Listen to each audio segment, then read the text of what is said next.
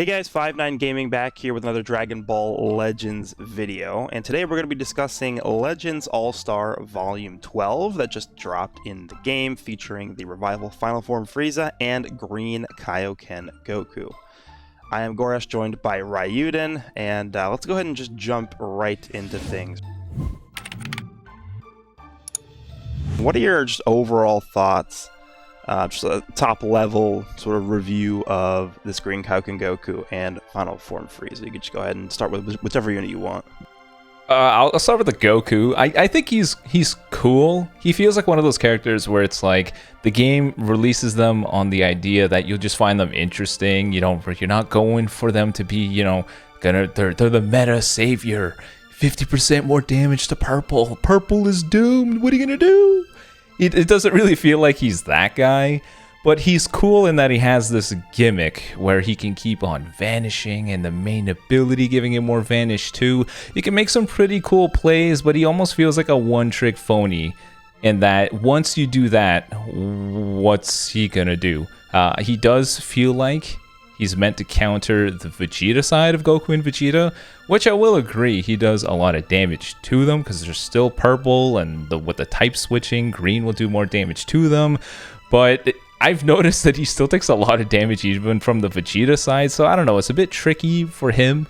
That was obviously what they intended to do, so I don't know, that's cool on that front. And Frieza, I mean, LOE has seen like 0 units for 50 years, so this guy is he's just at the pinnacle. This is what they needed. This is probably a must-summon unit for LOE characters, if you ask me. Sorry, LOE mains, just because of the revival. That alone sold that character.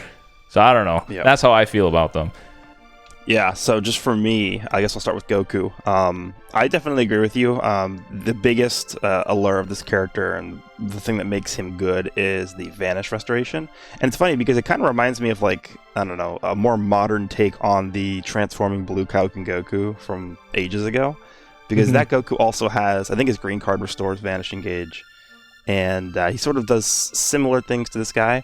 But yeah, I think they sort of designed him in a way where, like, oh, he's going to be destroying the Vegeta side of Goku and Vegeta. But when you actually take him into a fight, you actually get a combo off against the Vegeta side of Goku and Vegeta with this guy, and they just switch. Like, that's what happens, right?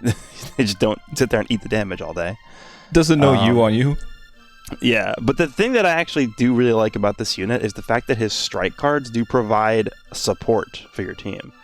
You get up to 20% to damage inflicted from using 4 strike cards from him, and that actually does that. You could feel that difference. It is a tangible difference. And then obviously the Vegeta Blue effect of him drawing a strike card after he uses a strike card once. The 100% Vanish Restoration from his main ability. He's definitely a really good unit. But again, it's not like, he's breaking the meta or he's drastically changing how the game is played. He's just a very solid character. For Frieza, yeah, I definitely agree with him being a must summon if you're an LOE main. This is really the character that we've been waiting for. Like, they even said on Twitter, they know. Because for the preview for this Frieza, they were like, this is the LOE character you've been waiting for. And yeah, I actually would agree with that. For once, they got something right on the Twitter preview.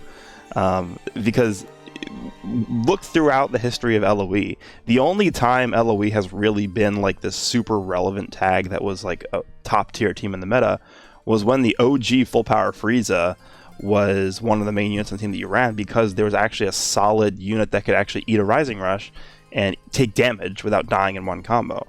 So now we have another option here with this guy who is a revival character. So even if, the enemy has an anti-endurance character, you can obviously live that the combo or the rush. And he himself is actually really good too, because he provides the healing, he provides the support, he himself does a lot of damage, he has sub-count manipulation, so he's actually, I think, a really, really good unit. So overall, I think the 2 main characters on this banner, we both agree, are very good. But let's sort of jump into the main topic that I want to discuss here, which is, how do Legends All-Star banners stack up to step-ups? Because starting with Legends Festival, we saw that they, did this crazy change where they sort of did, I think it was, 3 times sparking rates, and then on top of that, they also did 3 times Z power. Yep. So you were getting 1800 Z power per sparking that you pulled, and you were pulling 3 times the amount of sparkings as well. And since that point, we've all been thinking, how are they going to possibly follow this up? Because if we go back to the normal banners of the, 600 sparking Z power and 10% rates, it's going to feel so underwhelming, and they're not going to be able to stack up to these new, mono purple teams where they're all 14 stars, right? Everyone has these units of 14. How many times do you run into a 14-star Goku and Vegeta in PvP? People are re-rolling accounts with 14-star Goku and Vegeta on them. Like, it's a joke. So we saw with the Bardock banner, because that was the first LF step up that came out after the Legends Festival. They actually didn't go back to the original formula, because they have that banner at the 2 times sparking rates, and they have 2 times Z power. So they sort of stepped it down 1 notch, but still, I would argue that banner is very good. Now we come to the first Legends All-Star banner that we've gotten in a while, right? The last Legends All-Star banner we got, I believe, was the cooler movie Goku and Piccolo, which was before Legends Festival. Feels like ages ago at this point. And it is the same formula. It is 10% sparking rates. It is 600 Z power per sparking that you pull. So just in your mind, like, how does this compare to the Bardock step up that we just got? And assuming, I mean, this is not guaranteed, and this is not, something that they've talked about before, but I'm assuming that Bardock step up format is going to be the same format moving forward for step ups, where it's 2 times rates and 2 times Z power. But comparing this All-Star Bender to that Bardock step up formula going forward, like what do you think about the way that they're doing this? I feel like in the same way, it feels like they shot themselves in the foot. And like, all gachas have to have really high points and just, tapered off points. Otherwise, you need these celebrations to feel special. They need to have something unique to them for you to say, this is really cool. We're all celebrating. It's all, we're all having an exciting time.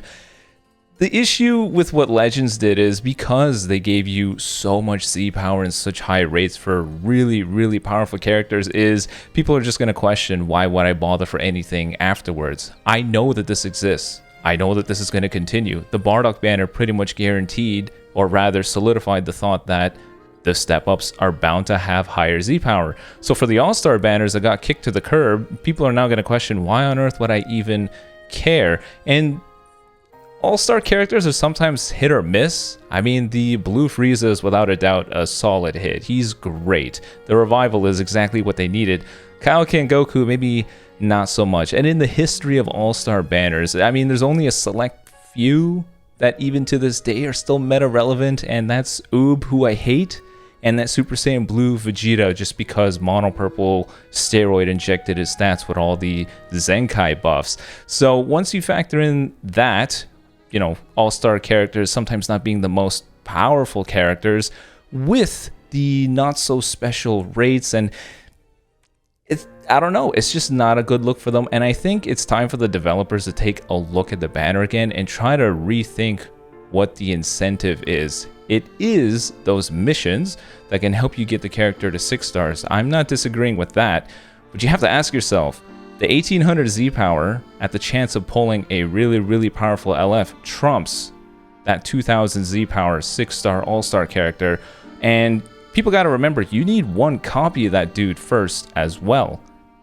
Not a lot of people are that fortunate. I know a lot of unfortunate folks that went 50k Chrono Crystals for 1 copy of Kaioken Goku. Imagine 50k on a step up with 30% chance for sparkings, 1800 Z power, and then this all-star banner. It's a no-brainer. So I think they have to relook or rethink the strategy for making people want to summon on all-star banners. I think a good one would be increase the Z power that comes from the mission itself. 6 stars, it almost feels like they designed these all-star characters at 6 stars. It's almost like a requirement at this point. So I think it would be a good idea for them to get them to 9 stars, because that's when I would say Kaioken Goku would feel a little bit more comfortable and doesn't feel like he's holding his punches.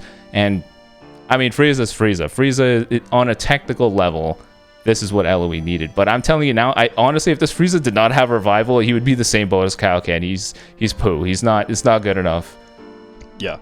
Again, I think just comparing the formats, right? This current All-Star banner format to the current Step-Up format, which again we're assuming is going to continue the way that this Bardock banner it was.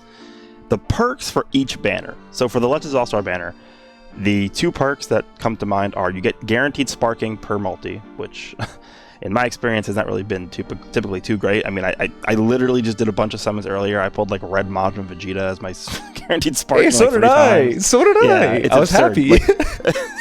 Like who's using those units? And then the second perk obviously is the missions, which we talked about already. 2,000, which by the way costs more crystals. So 2,000 crystals to get the missions for the extra 1,200 Z power for each character. Then you get the additional 500 Z power for the respective typing for sparkings.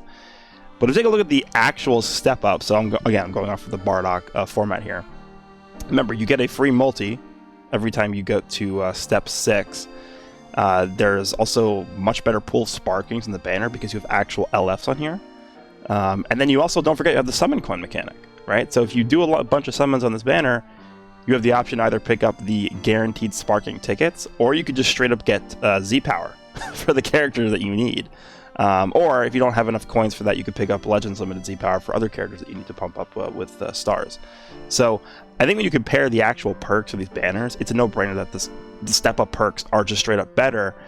And you know what's funny about this too is if you compare the individual rates for these sparking characters, so for example, the new LF Bardock is at 0.5%. So you have a 0.5% chance of pulling Bardock specifically. On the All-Star banner, you have a 1% chance of pulling Kaioken Goku and Final Form Frieza.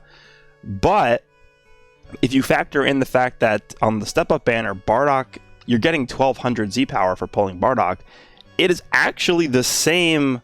You're getting the same amount of Z power on average for an LF character that you're getting for the Legends All-Star characters, because it's 0.5% at 1,200 Z power, whereas in the All-Star banner, it's 1% at 600 Z power. So it's literally the same. Like, they're valuing these All-Star sparkings at the same, I guess, point as LFs, because on average, you're getting the same amount of Z power for both units. So, yeah, the actual format for these Legends All-Star banners, it's gotta change. At the very least, you gotta make these sparking rates like 20% and give double Z power, because the current way that it's structured, there's actually zero reason for anybody to summon on these banners. Just looking at the format specifically. Now, obviously, I would argue that if you're an LOE main, like you mentioned earlier, it's probably a must summon just because of how infrequently that tag gets buffs, and this freeze is like a must run. But yeah, these All-Star banners, I would argue, and I'm sure you would agree with me, just do not hold up at all to the step-ups. I mean, I'm sure with this one specifically, they probably had this one already planned out way ahead of time prior to the format change for step-ups. So I would hope, and this is me, being a little bit positive here, I would hope that they probably are going to be changing this moving forward with the next All-Star banner, because again, this one probably was designed before the change, but we will see. And if you guys agree or disagree, let us know down below, because I'm sure a lot of you guys probably skip this banner smartly, because again, it's just not worth summoning on these anymore. So I don't know if you wanted to add anything else to that, or if you want to add any closing remarks. But actually, I do, just because we're bound to get comments where people are saying, yeah, but not everyone is trying to get the best character, and we're not trying to take away from that. I mean, if you really like Kaioken Goku, the form is your favorite, and trust me, I know. Favorite forms, you don't care how garbage the banner is, you're gonna summon. We're not trying to take away from the people that just like a specific character. It's in the general sense where some people are trying to question, how well would this fit to my team? How relevant are these characters to, PvP? It's, I guess, I don't want to say it's specifically tailored to them, but in the broad general sense where you're trying to maximize chrono crystals as well as, maximize how effective you'll be in PvP, these banners are not the greatest. You could probably use them on something better. I guess that's what we're trying to get at here. Yeah, and just to close things out, I do want to mention that this is actually a good thing, right? Because if we take a look at the same Legends All-Star format a year ago from now, these banners were actually considered very good. So the fact that we're now at a point where the same format of these banners is now considered bad, just shows you how much more generous the game has gotten, right? I mean, it's not the banner's fault. It's just the fact that Legends has been evolving, and they've actually been being way more generous with how they handled the step ups. So it actually is a good thing. So even though the format not necessarily is that good, relative to the other options available to you, the banners just, the way that they've been handling these things evolve over time, and that's just where we're at now. So anyway, again, hope you guys enjoyed this video. If you guys like this kind of content, let us know down below. Hit that like, subscribe button, and we will be back with more content on Legends. So see you guys all in the next one. Peace.